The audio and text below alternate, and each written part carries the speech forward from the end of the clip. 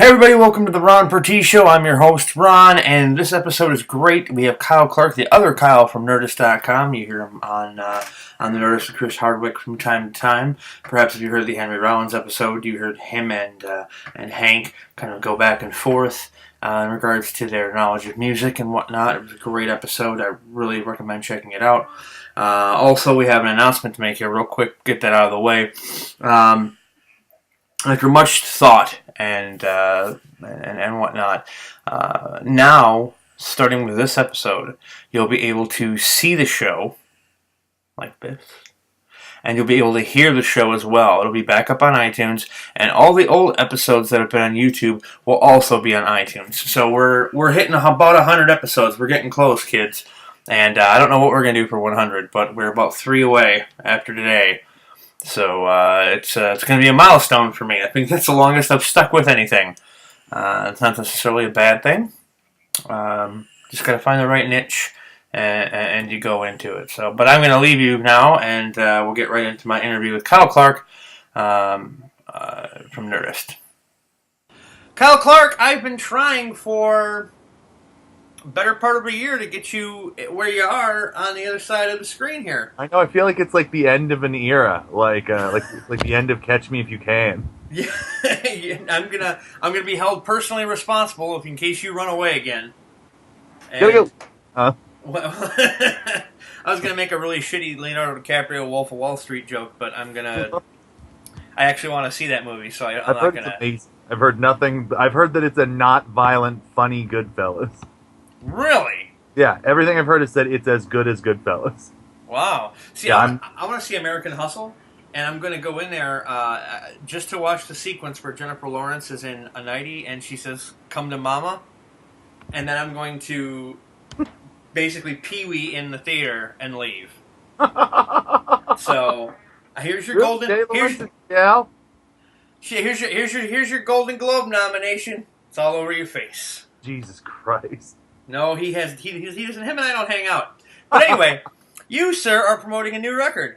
I am. It's called Pizza Night. Pizza Night. And folks can find it at kyleclarkcomedy.bandcamp.com. Sure can. And at what point did you decide? Because when you first put it out, it was on a cassette tape. What was your thinking? Well, it's a mixture of stuff. Like I did music for a long time before I did comedy, and so like putting a record out wasn't like that strange of an idea to me. And my brother is still really active in music, and he's works with a label called Not Punk Records that does cassette tapes because it's just a really cheap medium to produce things on, and people do still have tapes around. Like there was a band called Roman Candle out 5 years ago that I got a cassette tape from, and I listen to it all the time just because I happen to have it in my car and I had a cassette player in my old Passat. So I would just all of a sudden I'm like, oh, I like this band a lot more than I realized because like I've got the cassette stuff. And when I realized how cheap it was to press, like CDs just seem sort of like useless at this point. They're just sort of assiduous with like throw this away for me. Mm-hmm. And vinyl's fucking expensive. So I wanted to do something different, and I didn't know of any like comic who had done a record yet. So I was like, oh yeah, that'll work. There you go. Fantastic. And now all the people who are like, I need to get my VCR fixed so I can watch my awesome Night Court tape. Well, I can buy your record and listen to it on cassette. Yeah. So it's been fun. It's weird. Like the people have been real sweet about it. So it's been nice. I originally became aware of you thanks to a podcast I'm not going to mention because they don't need any more press. But with Mark Maron. Exactly. I found out about you because of Comedy Bang Bang. Yeah.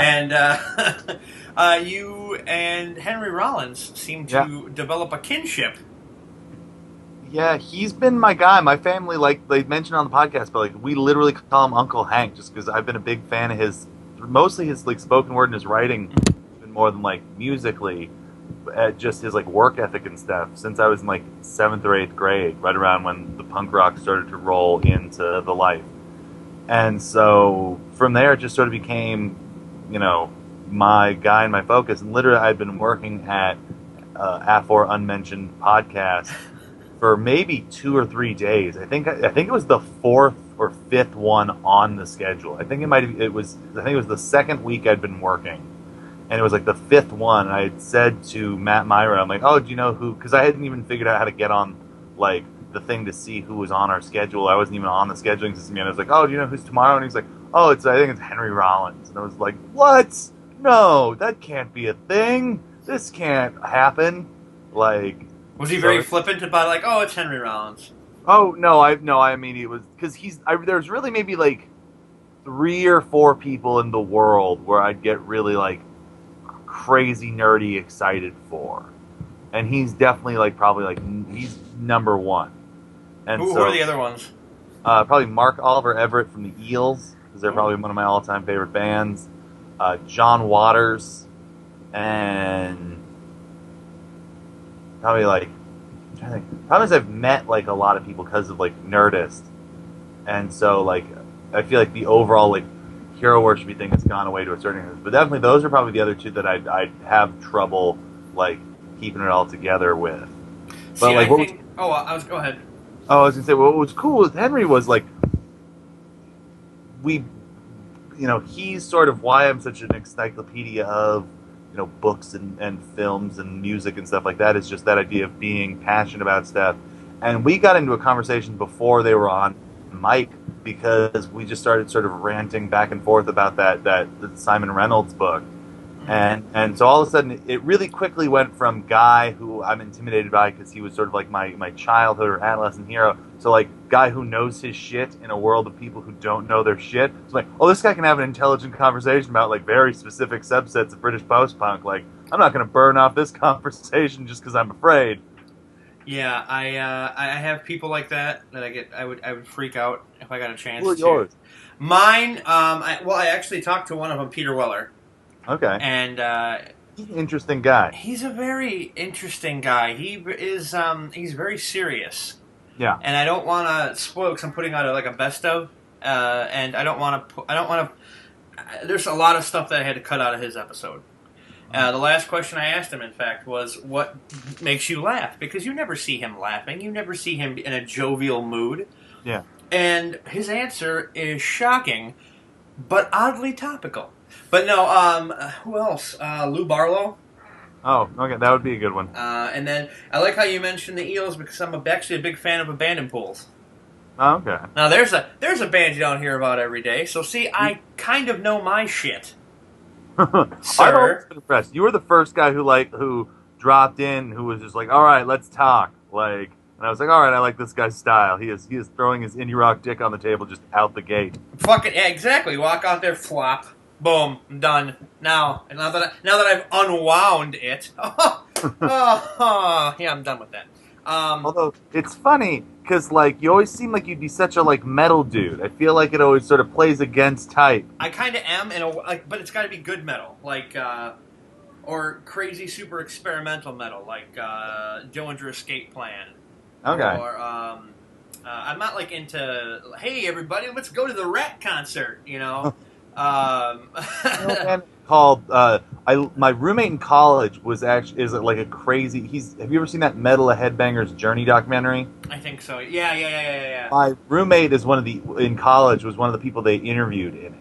Oh jeez. He was like 17 at the time, and he was a bass player, and we sort of met in college, and we bonded because we both like Nick Cave and the Bad Seeds and Hank 3. Nice. But so I have this like weird, crazy knowledge of like real obscure, extreme metal because of him, and it's always weird because at one minute I'm sort of going like, yeah, man, isn't Steve Earle awesome? And then all of a sudden it's like, have you guys heard of Null the Rock? Like, I like the way they push rhythms beyond what people are capable of hearing and what human sound is capable of. Nice. I have a friend who's in for Halloween, the concert was everybody would pick their favorite punk band or a punk band, and they would dress up like them and do a set as them. Show. Okay. Yeah, and my friend's band did 7 seconds. Okay. And now they put out their entire set on 7-inch. You could buy it. Oh, cool. And their entire half-hour set on a 7-inch. So it's like, yeah. And I'm looking through it. Oh, that song's about 14 seconds long. That's great. And that's 45. Okay, yeah, okay. And that was just great. And then they're playing again this weekend coming up. But I don't know if I can go. Got a wedding to go to. But that's all besides the point. Now let's play a game here that I have devised specifically for you. Uh-oh. It's called Who's More Obscure? I'm going to throw out a band name or an artist, and you tell me if you've heard of them or not. Okay. No cheating. Oh, okay, you're drinking Kool-Aid. It's cherry 7-Up. Hey, you know what? That's good stuff too. It is. But it's one of those things that you have to drink in moderation, because if you drink too much of it, you get sick of it. All right, let's see here. William Elliott Whitmore. No. Oh. Out the gate. Exactly. I whipped out my indie rock dick. There's very, like, it's for whatever reason, like, dude names or, like, singer names rarely stick with me. Mm-hmm. It's why I feel like I've always liked the guys who were smart, like Into It, Over It, or Bright Eyes, who were, like, smart enough to, like, be one guy but have a band name. Like City and Color. Yeah. Yeah. Who, I think Dallas Green is so much better away from Alexis on Fire. I don't know what it is, but it's just me in my sappy indie rock bullshit. Oh boy, right out the gate I got you with one. Let's see. Oh boy, I should have been more prepared. Let's see. How about Maylene and the Sons of Disaster? See, the Sons of Disasters part sounds familiar. I'm trying to place through. I think you're going to take me again. Okay, how about He Is Legend? No. Oh, you have to check out He Is Legend. All their song lyrics are about horror movies. Okay. Yeah, and it's just such good stuff. And I'm going to stop playing this game now before I gotta, yeah. Bad. Like, I've sort of fallen behind on my music run of stuff just because I've been sort of like playing in different veins. Because I when I was doing music was probably the height of the music stuff, and then I'd keep following music stuff, and then as it's weird because my tastes. I don't know if you have this. Like, I feel like there's some genres, like most of my favorite genres of stuff, I've sort of gotten so deep on that I'm weirdly like not listening at this point to a lot of the stuff from my favorite genres because I've sort of gone through the whole thing, and I'm into like these weird territories where I'm just like, well, what haven't I heard before? And now you know, I also used to be in a band, and I think that it kind of. Do you think that it kind of, you know, it's an evolution from band to comedy, and once you stop performing music, did you find that you kind of threw yourself into comedy like head first? Definitely for the first couple years there, real aggressively. You know, it was just eat, breathe, live comedy, and it's still like my life. You know, it's 99% of my life is just comedy stuff, but it's definitely balanced out a little bit more. I like going back and listening to stuff I haven't listened to in a while because Milwaukee used to have a huge scene in the '90s. Oh yeah, like, you know, bands like Forstella Ford and maybe you've heard of Managra. I feel like I have. I'm trying to place like Call Me Lightning. Okay, yeah. Okay. Well, they came from a different band, but that all came out of the whole, you know, '90s. Yeah. You know, well, I'm Midwest Run. I mean, like the Replacements are probably in my top 3 favorite bands of all time. Husker Du are probably in the top 15, and then also beyond that, like I love like the Effigies, who were like one of the like definitive like Midwest hardcore bands and stuff like that. Mm-hmm. So there's I do love me some Midwest rock, and then like there's, you know, stuff like Dillinger 4 and stuff like that. Oh yeah, I don't know. I mean, I remember shows at the VFW or at the Y, and everything was great. And there were house shows because people would rent out houses to live in, and they would purposely set up the basement for concerts. And it was cops were called more than once. But it's all for the art, man. It's for rocking out, you know. What are like your go-to? Like, what are you listening to at the moment? Right now, at the moment, what am I listening to? Ooh, well, my new car has satellite radio in it, so cool. I'm on. I've been listening to their like indie rock station, and every time I put it on, I'm like, this is shit. Yeah. So I've been listening. I've always felt always felt like the word indie is something to be wary of because I feel like default indie becomes that sort of like watered down sort of like, you know, to me it's just sort of the continuation of like the watered down alternative rock, you know, thing that sort of it's there's real healthy drippings of adult contemporary sort of like all over it and things like that. So I've always like for indie being such a thing, like it's sort of a lame moniker. Back in like the MySpace days, I remember my brother and I used to have a joke when we were in a band, is like never trust a band whose first band description is indie. Oh, yeah, I know. I come from an era when saying you were an emo band wasn't a dirty word. See, and that always seems. My brother and I have both talked about that too. That when I was in high school, emo was at the height of its. I got into punk right as punksploitation really ratcheted up, and it went sort of like every kid all of a sudden the summer after I got into high school was into pop punk and had dumb hair and a funny shirt, and then got a little more serious, dyed their hair dark, and went emo, and then turned into hardcore bands and really skinny jeans, and then developed a cocaine problem and stopped listening to music. See, and in the Midwest, it's not a cocaine problem; it's a heroin problem. Oh, okay. Now, see, the problem is those were my friends who then got addicted to heroin. So, well, there you go. That came a few years later, but that was the run, and so like there's sort of that whole generation. Like I just for a lot, my joke used to be. Emo was great when it was a guy at a hardcore show who wore glasses and liked Weezer and Alkaline Trio and the Get Up Kids. And then... Hey, something to write home about is a good record. Yeah. Oh, 4 Minute Mile is definitely up there on one of my favorite records of all time. See, that's the thing, is it got weird for me because I used to hang out with a bunch of musicians, and I was never got real big with music, but I still did it all the time.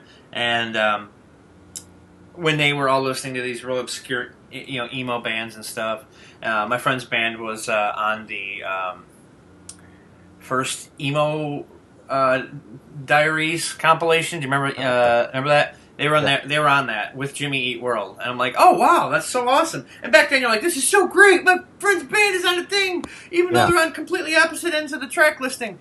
And it was just, they would be into that, but then I started veering off, and I'd start watching 120 Minutes.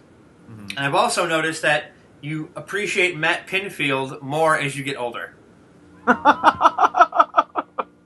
Just the way I look at it. Because back in the day, you're like, would somebody please tell this fatty to shut up?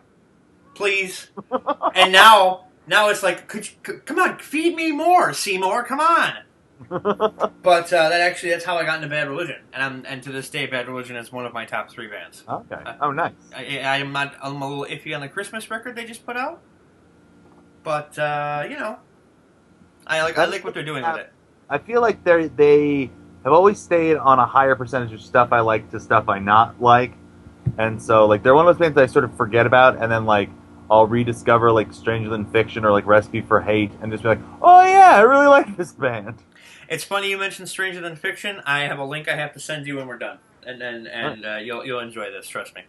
But now, let's get down to brass tacks here, sir. All right. People can get the record at Bandcamp or at KyleClarkComedy.bandcamp.com. With that sexy, not clunky URL. Yeah, exactly. It just rolls off your tongue, and they can follow you at Kyle Clark is Rad.